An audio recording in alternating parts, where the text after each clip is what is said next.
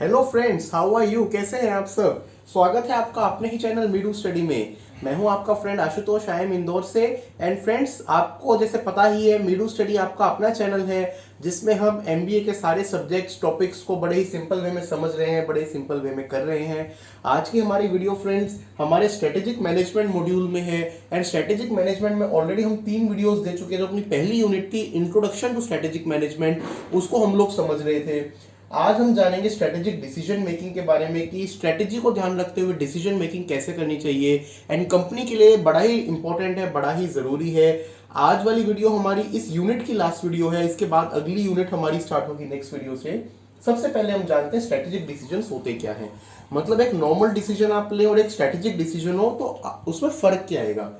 तो deal with long term future of an organisation and 3 characteristics. तो देखिए, 2 important चीजें हैं। एक तो लॉन्ग टर्म फ्यूचर स्ट्रैटेजी जब भी बनाई जाती है ना, वो 3 महीने 6 महीने के उसके लिए आप नहीं बनाने बैठते शॉर्ट टर्म। वो शॉर्ट टर्म आपका ऑब्जेक्टिव पूरा करना है, वो स्ट्रेटेजाइज करना नहीं है।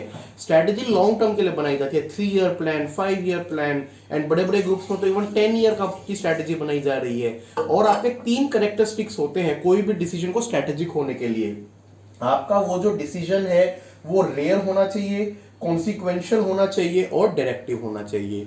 ये तीनों कैरेक्टरिस्टिक्स अगर है तभी हम उस डिसीजन को स्ट्रेटेजिक डिसीजन बोल सकते हैं। अब हम जानते हैं कि ये डिसीजंस क्या होते हैं। मतलब क्या मतलब होता है कि एक डिसीजन रेयर है, कॉन्सिक्वेंशियल है और डायरेक्टिव है। सबसे पहले बात करते हैं रेयर की।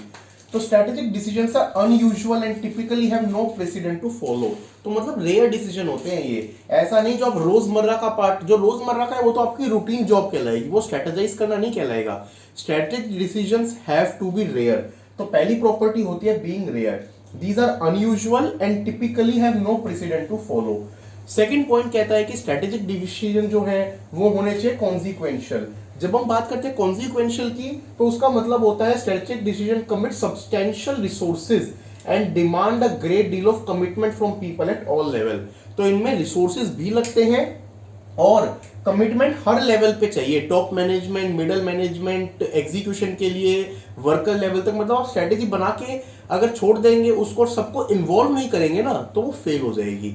तो इसलिए स्ट्रेटेजिक डिसीजंस जो है वो कॉन्सिक्वेंशियल भी होने चाहिए। एंड थर्ड होने चाहिए डायरेक्टिव। डायरेक्टिव का मतलब strategic decision set precedents for lesser decisions and future actions throughout an organisation. Directive कहीं ना कहीं डायरेक्शन वर्ड से निकला है। मतलब ये एक डायरेक्शन, एक राह प्रोवाइड करते हैं कि इससे आप फ्यूचर जो है ऑर्गेनाइजेशन में कैसे काम करें। तो रेयर हो मतलब डे टू डे वाले ना हो, कोई प्रेसिडेंट ना हो।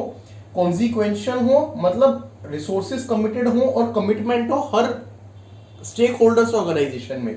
एंड डायरेक्टिव हो, डायरेक्टिव होने का मतलब डायरेक्शन प्रोवाइड करे एंड ऑर्गेनाइजेशन उनके बेसिस पे आगे जाके काम कर सके। ये तीनों पैरामीटर्स होते हैं। अब हम बात करते हैं Mintzberg's modes of strategic decision making. तो स्ट्रेटेजिक डिसीजन मेकिंग में मिन्सबर्ग ने 4 मोड बताए थे कि 4 तरीके के मोड्स होते हैं स्ट्रेटेजिक डिसीजन मेकिंग के। उन चारों के बारे में जानते हैं। सबसे पहला मोड होता है एंटरप्रेन्योरियल मोड। एंटरप्रेन्योर, अब एंटरप्रेन्योर मतलब कोई एक पर्सन, स्ट्रॉन्ग पर्सन जो कंपनी चला रहा है, ओनर है, उस तरीके के बंदे को एंटरप्रेन्योर कहते हैं। तो ये मोड भी वही है। Strategy is made by one powerful individual. And normally बहुत बड़े ग्रुप्स में ऐसा नहीं होता, लेकिन कुछ बड़े ग्रुप्स होते पर्सन ड्रिवन है। अब इवन आपके जो है, हम कह सकते हैं कि अब फेसबुक है, वो जकरबर्ग ने बनाया था, उसी ने उसको स्ट्रेटेजाइज किया। तो उस मोड को हम कहीं ना कहीं ये वाला मोड कह सकते हैं। वन पावरफुल इंडिविजुअल उसके लिए डिसीजंस ले रहा है।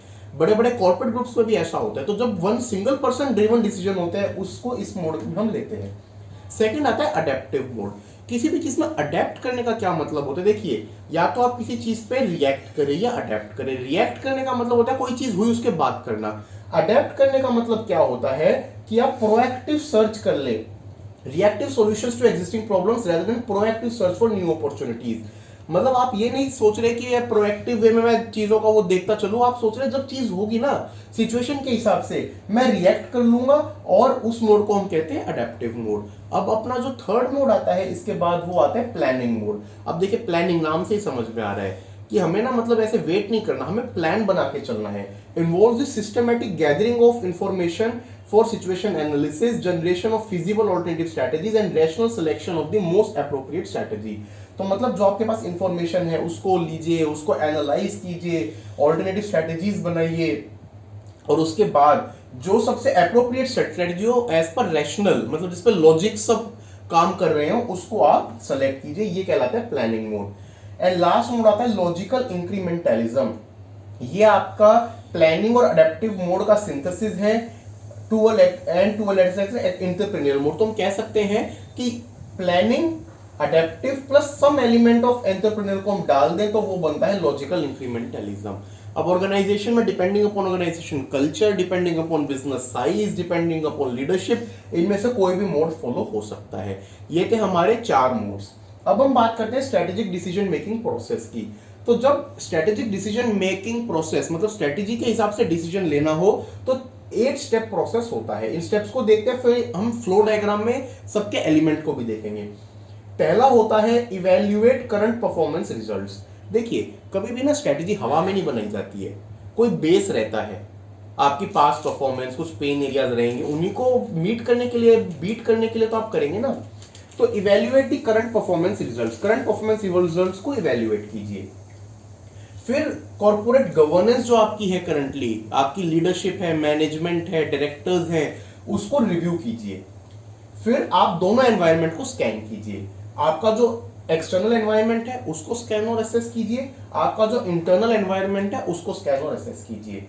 फिर जो स्ट्रेटेजिक फैक्टर्स हैं आपके, उनको एक एक करके एनालाइज कीजिए। अब सबको एनालाइज करने के बाद बहुत सारे ऑल्टरनेट्स बनेंगे, उन ऑल्टरनेट्स को जनरेट कीजिए, इवेल्युएट कीजिए। मान लीजिए 5 ऑल्टरनेट निकल के आए, फिर सबको इवेल्युएट कीजिए, प्रोज देखिए, कॉन्स देखिए, अपनी सुटेबिलिटी देखिए, फिजिबिलिटी देखिए, सब देख के उनमें से बेस्ट ऑल्टरनेट को सेलेक्ट कीजिए। सेलेक्ट कर लिया, फिर उस स्ट्रेटेजी को इंप्लीमेंट कर दीजिए। एंड इंप्लीमेंट करने के बाद लास्ट में उसको इवेल्युएट कीजिए कि ये ठीक थी या नहीं, एंड कुछ चेंज करना है आगे के लिए तो उसको देखिए। अब एक फ्लो डायग्राम में इन स्टेप्स को देखते हैं। तो पहला तो हमने बात की थी करंट परफॉर्मेंस को इवेल्युएट करना। अब इसमें इवेल्युएट हम किसके अगेंस्ट करेंगे? कंपनी में ऑलरेडी होते हैं ना आपके मिशन, ऑब्जेक्टिव, स्ट्रेटजीज, पॉलिसीज, ये सब कुछ होते हैं। इन सब के अगेंस्ट ही हम करेंगे। जो हमने पहले मिशन लिया हो, ऑब्जेक्टिव लिए हो, पॉलिसीज हो, स्ट्रेटजीज हो, उनके अगेंस्ट इसको इवेल्युएट कीजिए।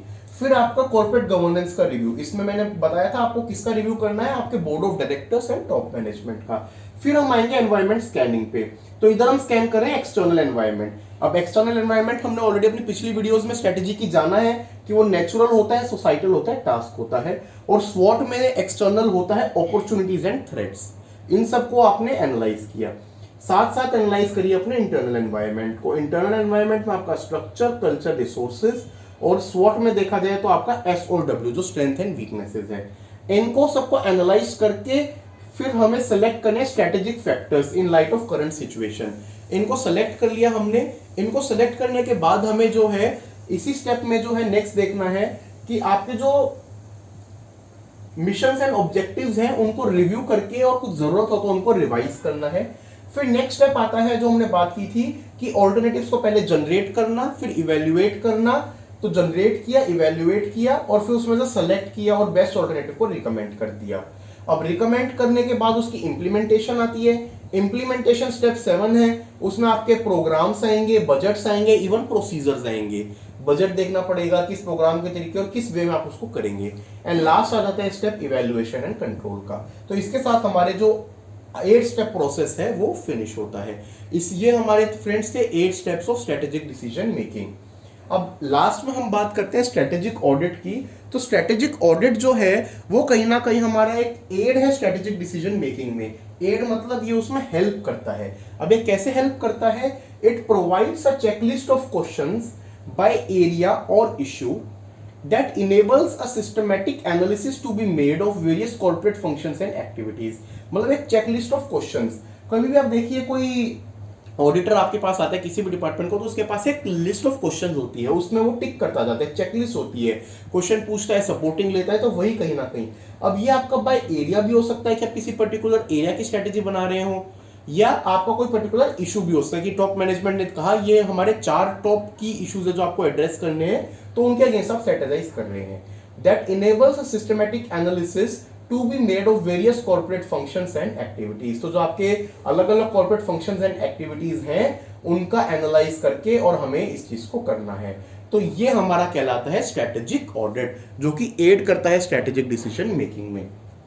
तो फ्रेंड्स, ये थी हमारी आज की वीडियो जिसमें हमने स्ट्रेटेजिक डिसीजन मेकिंग के बारे में जाना और इसी के साथ हमारी जो फर्स्ट यूनिट है वो फिनिश होती है। अगली वीडियो जो हमारी आएगी उसमें हम next topic next unit start करेंगे जो कि है social responsibility and ethics in strategic management. और स्ट्रेटेजिक मैनेजमेंट में सिर्फ स्ट्रेटेजी बनाते हुए आपको कंपनी का फायदा नहीं देखना, आपको सोशल रिस्पॉन्सिबिलिटी का भी ध्यान देना है और आपको एथिक्स का भी ध्यान देना है, उसी के बारे में जानेंगे। आपको हमारी आज की वीडियो कैसी लगी फ्रेंड्स, प्लीज हमें बताइएगा। कोई भी कंफ्यूजन हो, डाउट हो, आप कमेंट सेक्शन में बता सकते हैं या फिर हमारी मेल आईडी meeru.study@gmail.com पे बताइए। आपको हमारा चैनल अच्छा लग रहा है, कंटेंट अच्छा लग रहा है तो प्लीज इसे लाइक कीजिए, शेयर कीजिए, सब्सक्राइब कीजिए। थैंक यू दोस्तों, टेक केयर।